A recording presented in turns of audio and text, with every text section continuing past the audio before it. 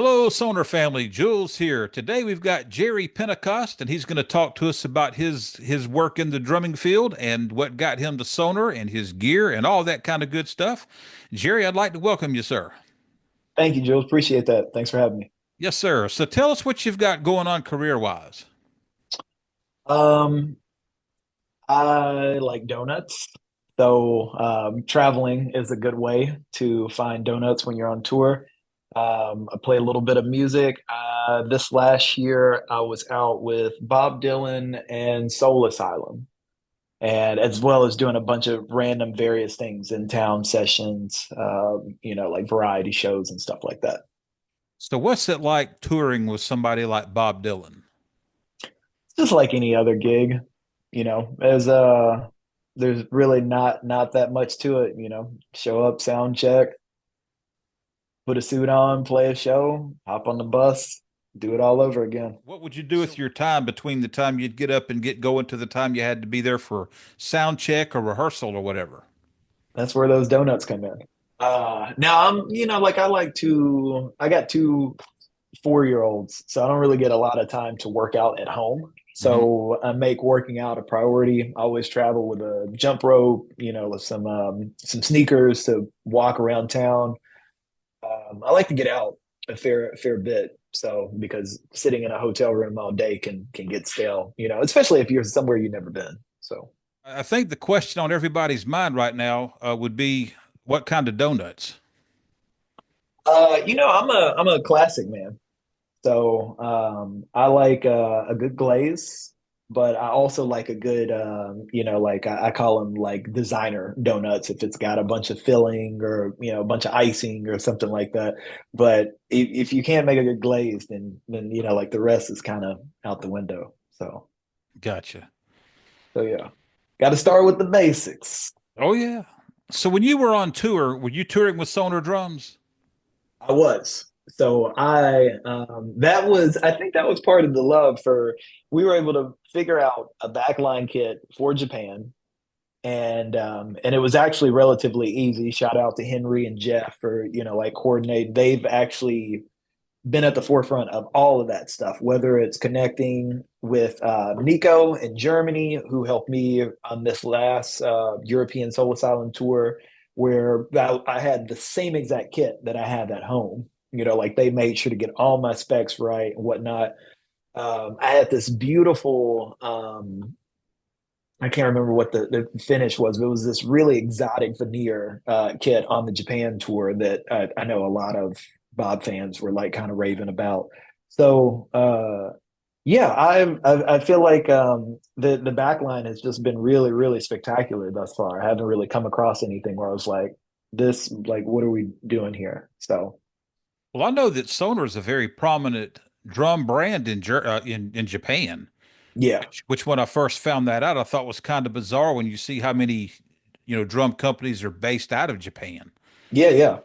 I was caught off guard by that until I went to music stores and started seeing more and more. Like they had, so when I had joined on with Bob, they had just released a line of compressor snares, Hmm. and they had. I went to a music store in Tokyo and they had every single one of them, and I was like, whoa, this is crazy. Like why would y'all have these all the way over here? So and then I noticed, like a series of kids. So yeah, I was just really impressed with their, like their global reach. So, and it's important, like for consistency. I'm not saying that like I can't do what I do on another kit. Like I do it when I have to, obviously, but there's a reason. There's something about Sonar that drew me to them.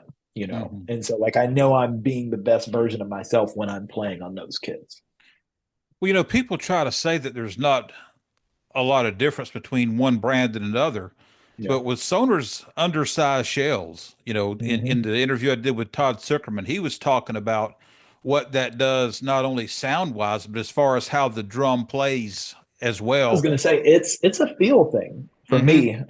Like there's, I mean, we can go all day and talk about drum hit combinations, shell depths, wood combinations, but like what I've come to find out is like every single, and I don't know if it's the bearing edges or what it is, like every single Sonar kit that I've played just naturally feels good. Like the drums feel very seated, and they have a certain touch when you play them. Hmm. And like I'm kind of doing a variety of things. I'm playing a lot of classic country where I'm playing a lot of brushes, and so like I need tone and definition, but I'm also yeah, like when I go out with Soul Asylum, like I'm digging in and I'm playing hard, and like I need drums that can handle that and can also like breathe and can take that kind of heaviness. So So are you using different kit configurations on your different type tours?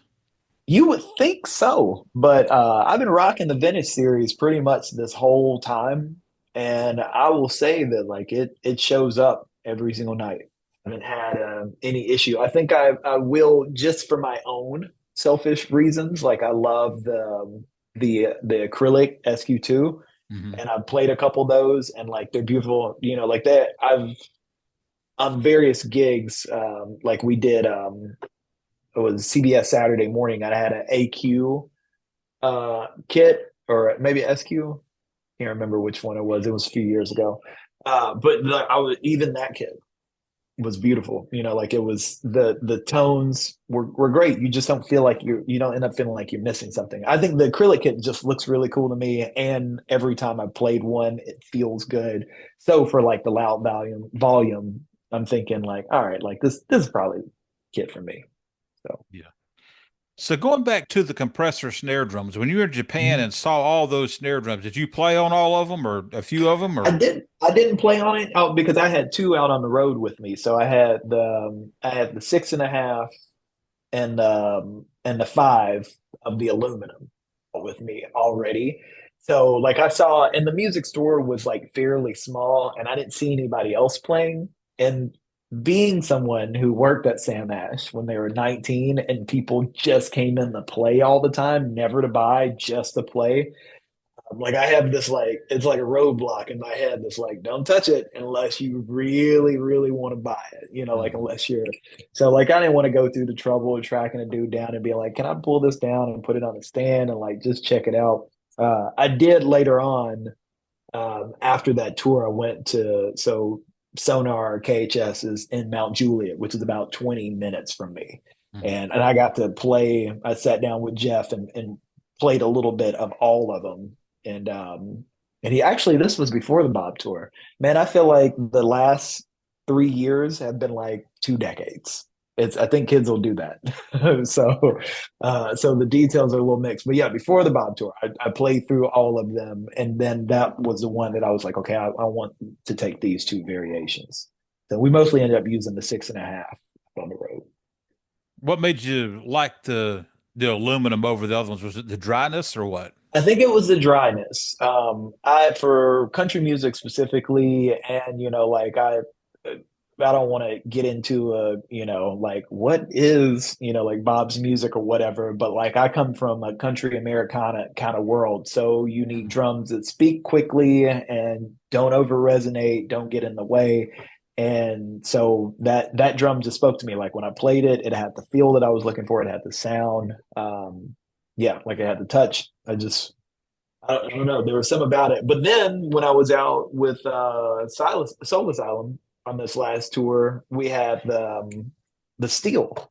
And everybody was like, dude, the steel sounds good. And I was like, yeah, it actually, it really does. Like, I kind of like it more than and I think that's just your ears over time. You're just like, you hit a point where you're like ready for something new. Like, I still love that drum and Right. I'm still playing the aluminum all the time, but I do I you can't go wrong with any of the compressor. I'm also playing the beach one right now, the 6. And I put that on a couple of videos on social media and people are like, what is that snare drum? So I'm doing my part. Gotcha. Yeah. Yeah, I think the steel. I've got a steel. Mm. I've had one of the brass and one of Yeah. the a couple of the steels, and they've got a really strong cut. And I wonder if Yeah. that was what kind of drew you with that on the Soul Asylum, kind of cutting through the Yeah. the mix with that thing. Because it's got a really sharp Yeah. front I end think on it. also it just wasn't as high pitched as the aluminum. Like it wasn't as bright. I think that was the thing for me for the steel too. And also, like we on a lot of these gigs, I'm wearing in-ears. So like what people hear out in the crowd and like what I hear is a completely different thing also versus what I hear when I'm sitting right underneath it before I put my ears in. So yeah, I don't know what it was. It just seemed like it just sat better in the mix, and maybe that's just the way it was supposed to be. So we kept both on the stage, but I ended up, I think after the second show we switched to the steel and just kind of wrote it out with that. One thing I like about the compressor series is the fact that they're, they're more affordable than Mhm. what you expect from Sonor for such a quality snare drum. And, Sure. so you can have two or three or four of them without breaking the Mhm. bank. Yeah, And, yeah, exactly. and For they've, those guys in Nashville, like I know what's his near Z. mhm. I don't know if you've talked to him or if you ever get a chance. He's a good one to talk to. But he I think he's been showing up with like a few of those compressor snare drums on his sessions, and it's like you kind of cover all the bases with Mhm. one of those or two or three of those drums. Good for them, like Oh you. yeah. That's what you want. I told a friend the other day, man. I remember years ago, just sitting at my house in front of a practice pad watching Seinfeld, waiting for the phone to call. And then some months you're like, God, I wish it would stop calling. But like you're still so appreciative of the, Mhm. like the work and the interest. So like if it's out there, you got to take it. If you don't, somebody else will. So. So how long have you been a Sonor artist? I came on somewhere in 2022, I think. So I'm fairly new. I've played Sonar drums on and off, and I was with another company before, like legitly, but that because of Sonar's proximity, they have several house kits at venues in Nashville, and I Mhm. would play those venues all the time, and like those the kits that they had in those venues, like those were the ones that I would look forward to.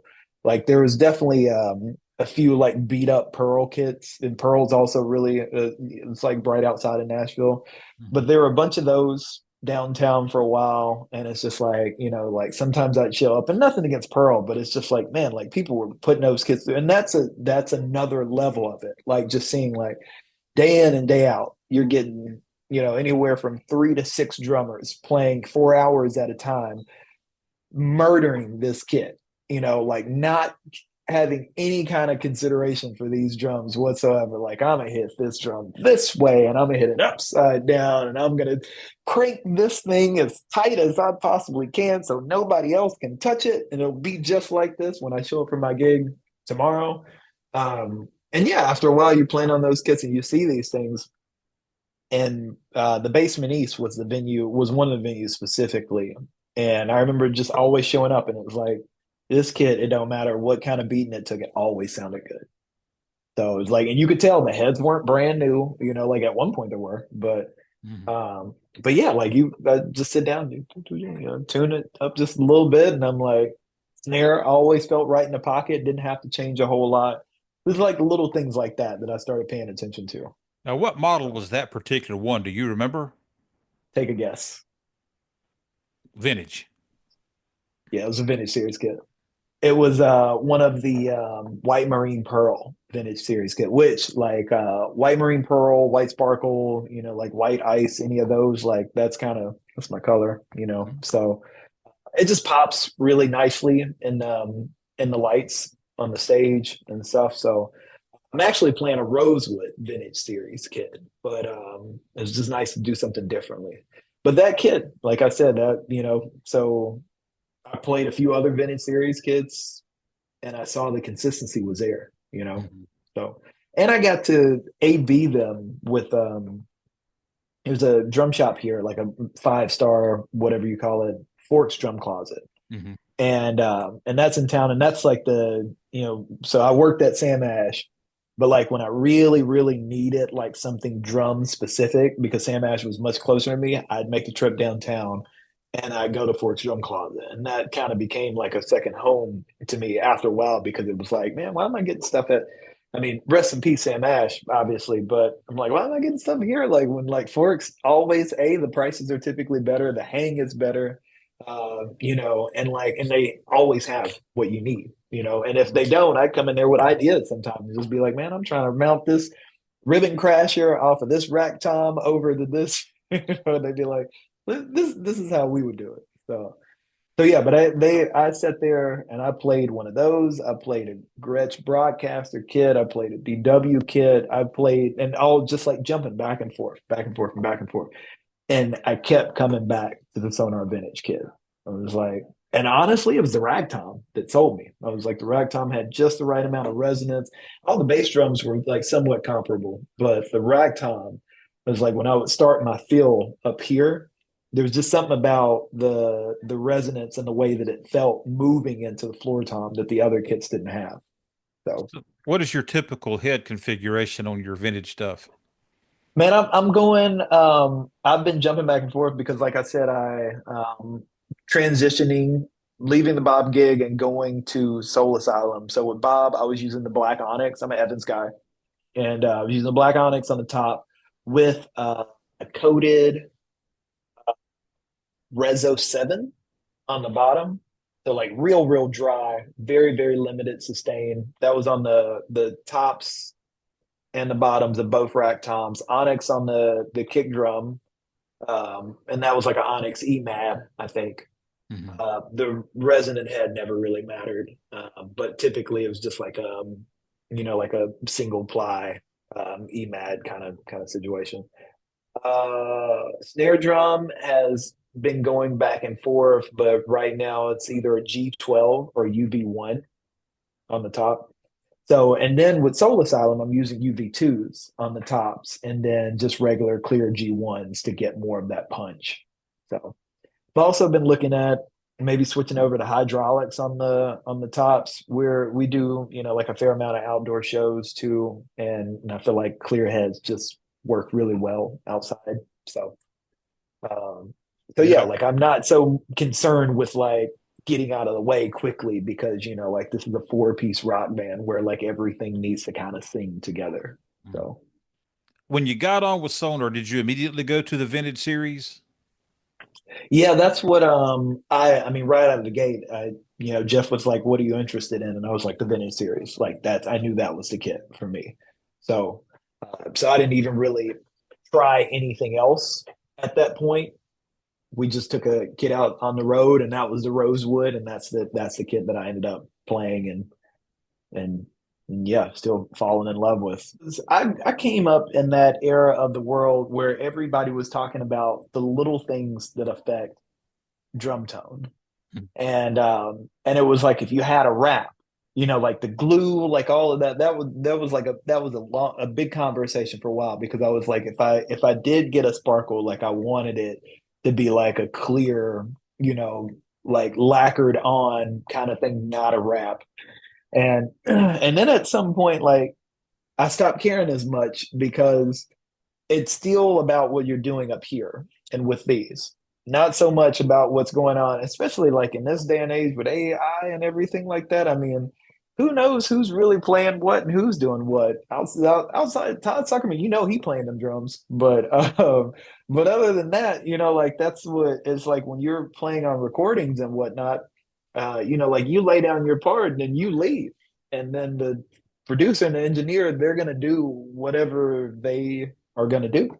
So they might do, like drum replacement, where they might beef up the tone. They might, like I've definitely been in a room and somebody's like, those cymbals need to be wetter, like they'll add effects to that. There's compression, like there's all those things that you do. So like all of a sudden I was like, you know what? Like I'm sitting here thinking about a rap on a drum. Like I really feel like that's as important as, and that also comes with a price. So yeah, so you have to ask yourself like, what's more important to you? You know what I mean? And you know what? On some brands, maybe that is a bigger deal. But, Yeah. my vintage set is wrapped, but Hmm. I don't find it lacking anything. I mean, but, that Agreed. is such a high quality build. And I'm sure Yeah, that the exactly. veneers are top, top cut Yeah. too. So, it's I not will like say that White Marine Pearl was a wrap. And like I never, like every time I sit on my kit, it's just like playing that White Marine Pearl. And now that, so since then, we have this like massive a tornado come through East Nashville and destroy that music venue, Basement East, and they rebuilt it up, after like 2 years. And so it's back going now, but now they've got one of those like whatever the turquoise finish series. They've Hmm. got one of those out there now, and it's like it's no difference. It's just like sitting on like regardless of the finish, like you can't tell a difference, you can't feel a difference. It's all the same. So yeah, that's a beautiful thing. And I know a lot of companies strive for consistency, but I was like, I don't feel like anybody's matching Sonar's consistency.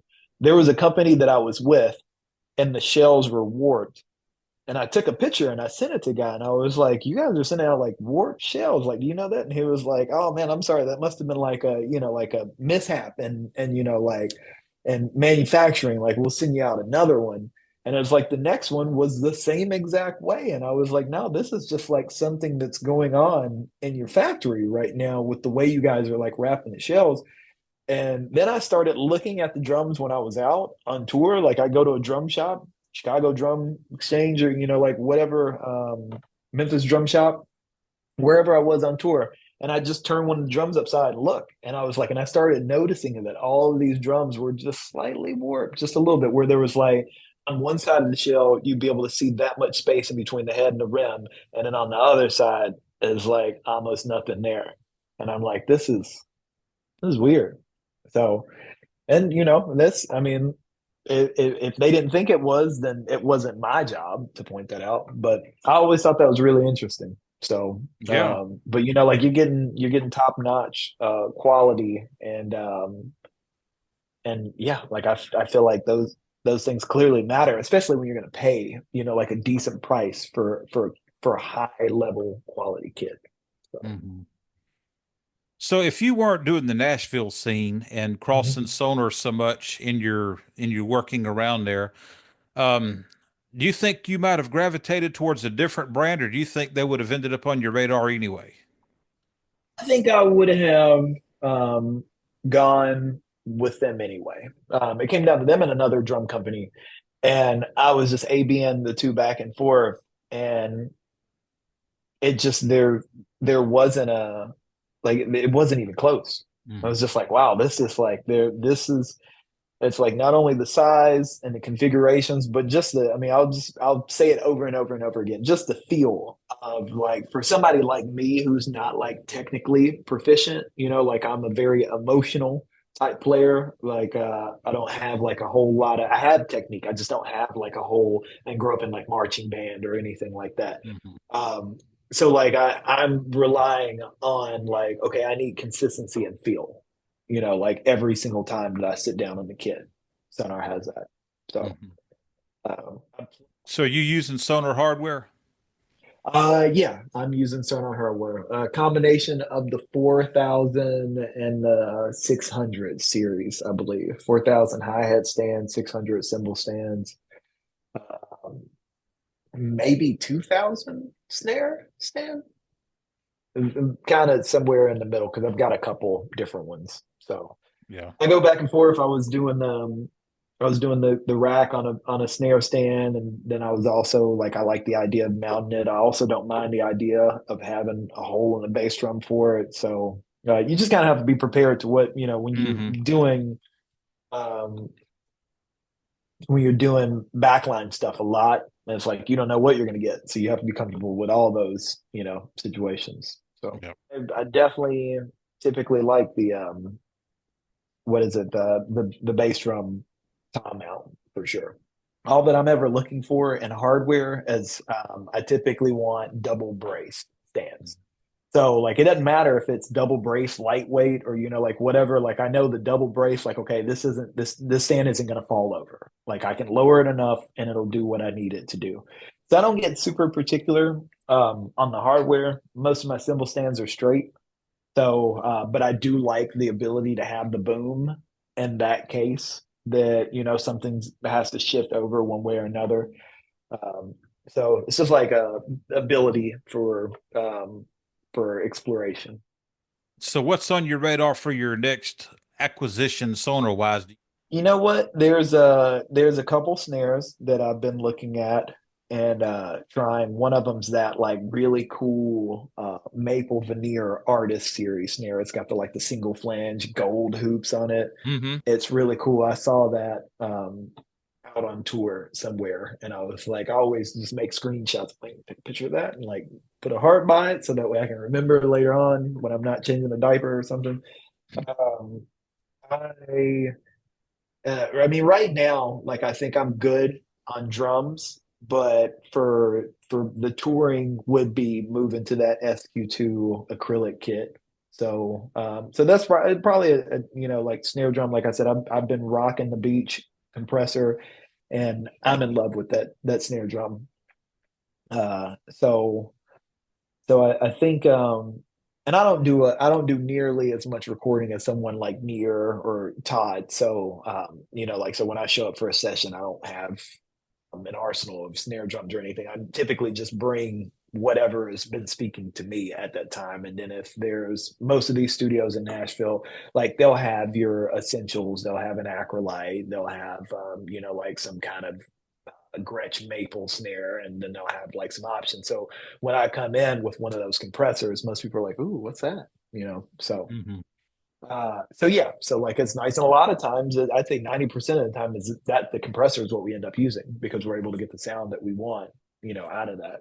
So, um, but yeah, I don't really have anything. I mean, like Home Depot, you can go in there, you can find anything, you can Oh find yeah. something, you know. So like, I definitely could find more things.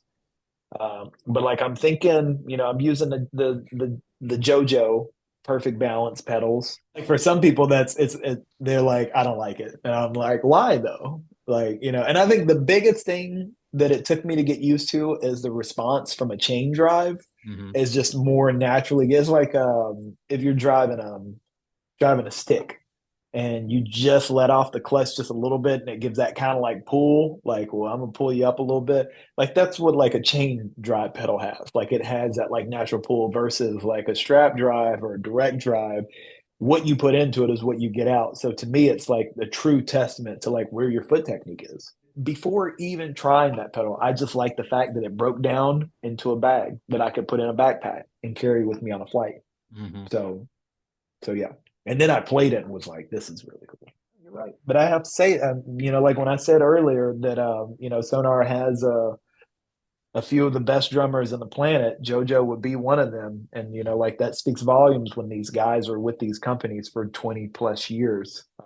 You know, and they become innovators and start releasing products of their own that make differences in you know, people's lives and playing. So Sonor is a culture, you know, like it's become a way of life for, you know, for more than that. And I didn't know that like until I got into it, until I got to really know Jeff and really got to know Henry and some of the other guys with Sonor, and just kind of understanding you know, like that it's always about more than drums, you know, Mm-hmm. like in the end of the day, it's like I don't really care if I'm known as a drummer. I want to be known for, you know, like the effect that I had on, you know, people's lives and the individuals that I care about, that I spend my time with, you know, like not really like, oh, I remember this. I mean, yeah, like it's cool if you're like, I remember this show in 2000 that you know, like that's great. Like that's another way of connecting. But it's like I served on several boards in Nashville, diversity boards, Grammy board,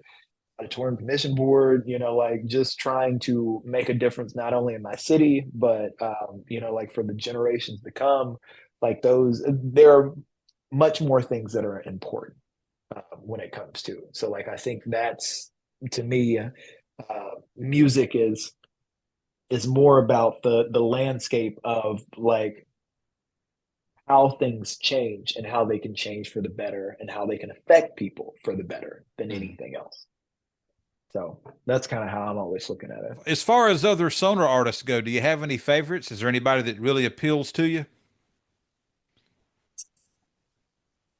I mean, the list is it's too long. JoJo, Chris Coleman, um, Danny Carey, Todd. Um, I mean, he was only there for a short period of time and he passed, but Aaron Spears. was up there for me. And I think he ended with Ludwig, but it was only like a very short period of time after, like right before he passed, that he moved to Ludwig. So, but yeah, I mean those are the guys that like come to me off the top of my head right this second. But and Gavin, of course, I played a lot of prog rock for a long time before I transitioned into being a drummer for hire. And yeah, like I remember in the early days listening to Porcupine Tree and like some of his stuff when he was with King Crimson and that later outfit and stuff. So never seen him play live, but yeah, always been a fan. So I like watching hands, seeing what people are doing, with their hands, ideas. Chris Coleman is just like, I mean, he's just a beast. There's no, I don't think there's words to describe what he's what he's doing out there on the drums. But yeah, there's like I said, when you've got that level of musicianship playing on these same drums, like you kind of have to like take notice. It'd be like if all like of the great, you know what? I left out Steve Smith too. I was Another gonna top guy. Like you can just keep going for days. And I was like, I know I'm forgetting somebody, but like most people think it's like, all right, it's Steve Smith, Vinny Caliuta, Dave Weckl, Steve Gadd. Like those are like the top dudes. I mean, I think Vinny's playing maybe Gretsch or maybe he moves. I can't remember if he's still playing Gretsch or not. And he Steve went back to Gadd's Gretsch. up. He went back. Okay. And then Steve Gadd's obviously playing Yamaha and has been for years. But it's like outside of that, and I guess Dave Buckles playing Yamaha, maybe. I like outside of that, I mean, we got everybody else. And I can't even imagine what the Sonor roster would look like if there hadn't have been a Steve Smith on it.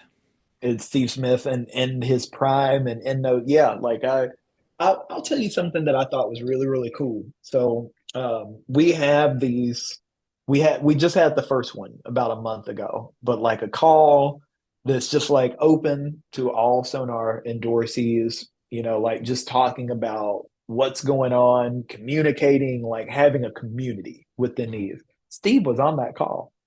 And it's like he took time out of his schedule to like, this is a Zoom call just like this with like 70, 80 other drummers on it. And I was DJing a gig. So like I could only like listen in at the time. Like I said, I do a lot of shit for money. But I remember like hearing him talking, I was like, interesting. All right. Like that's cool though, because it just goes to show that like community is important. And like I think Mhm. what Sonar is doing is top notch, and there's a reason why, like, like at the end of the day, it's not about free stuff. It's not really about the drums. It's about a relationship, you Mhm. know. So and being part of something now, obviously you have to love what you have, what you play and that just makes it easier, but like it's never perfect. So and to just be on the call like with those individuals, like seeing that thought was really cool. I think some drummers approach their drum kit, I mean, the physical drums themselves, Mhm. as tools. Yeah. And then some people have an absolute passion for the gear. Yeah. And Steve's one I think that has an absolute passion. I mean, after all these Yeah. years, for him to take time to get on a call like that, Yeah. I think he's got a big passion for the brand, and I know he's got a huge respect. Todd was talking about reaching out to Steve when Todd was thinking about going back to Going Sonor from back. Pearl, Mhm. because he didn't want to get on a sinking ship. And he got on and he talked about essentially where I started, talked about the backline setup and how Henry and Jeff made sure that he had everything that he needed, like went through and this was intricate stuff. It was different cities, slightly different setups. So like I thought that was really like those I think when we're just in it, you don't really think about the mundane, all the little details. Mm. Like but somebody else is. And that's what's really awesome is that those guys don't miss a beat, So like it's like you want people like that in your corner. When things do get crazy, then you're like, well, at least I know I got somebody I can lean on. So it's like not only do you have people facilitating and helping you, but you also have these amazing drums that are, that are also going to guide you and, and do everything else that you need to do. So as a, like I wish it was easy enough to just say, as a drummer, your job is just play drums. But like it's kind of it can be more than that if you want it to be. And I think that's where that, being a part of a community, looking out for each other, so like that's yeah, like anytime Henry or Jeff have ever and they hardly ever asked for anything. I've definitely been with companies and it's like I got personal numbers, but like I'm afraid to use them because I'm like they've made me feel like I'm bothering them and I've never asked for anything. But like those dudes, like I, they're like extended family. Is there anything else you want to bring up? Any other companies you want to give a shout out to or anything? Aaron at Evans and Promark, which is Diodario, and Eric at Zildjian, and man, I've got a few. I've even got a washboard um, endorsement.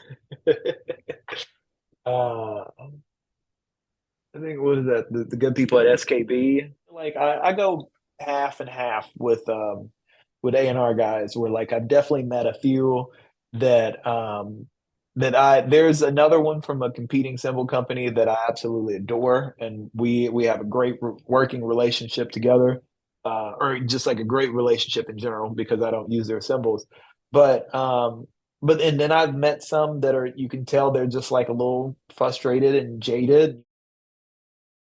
I played a bunch of Rogers kits. I really went vintage essentially, and I was like, I'm not gonna take out any new stuff. Like I'm just gonna take out some older kits. I had an old D drum kit that I took out for a while. Like I just played whatever, and then in between that time, I played at the Basement East, and I played on that Sonor kit, and I was like, and then I found myself at Forks once again. There's a like so it was just like like certain things are meant to be, and things make room for other things. But I just remember being like, man, this is like it's about more than just drums at the end of the day. Mhm. So you definitely like it helps if you have a rep that you can like hang with and like cut up with, that's not just like sitting there looking at a piece of paper 24/7 that has like what you've been doing, like what we've given you this year, and like what um so because I don't ever want to be the guy that asks for, that's like every time you get a call from me, it's because I'm asking for something, So drums are it's interesting, but like I said, I think it's more about like relationship building, and like what I said, what they're doing on the community aspect is something different than I've experienced anywhere else in all of my endorsements, really. I just, I don't feel like I'm going anywhere. I really hope that I'm with Sonar until the very end. I hope to one day have my own signature piece of Sonar, whether it be a snare drum or a piece of hardware, like whatever. Like I truly love and appreciate the brand that much. So, but I'm also a realist and understanding that like I'm in my mind, I could tell you, like I feel like I'm still at the very top of my career. And I said that to somebody the other day, and they're like, "Dude, you were just on tour with Bob Dylan. What are you talking about?" And I was like, "I mean, that's how I feel now. Like I feel because I'm only 40, and most players end up playing and until they're in their 70s or 80s. Even Bob's 84, 85, like whatever. Like as long as I'm able to play at a high level, I want to keep doing it. Mhm. So, so like to me, it's like this is just the beginning. So I can't wait to see what the rest is like."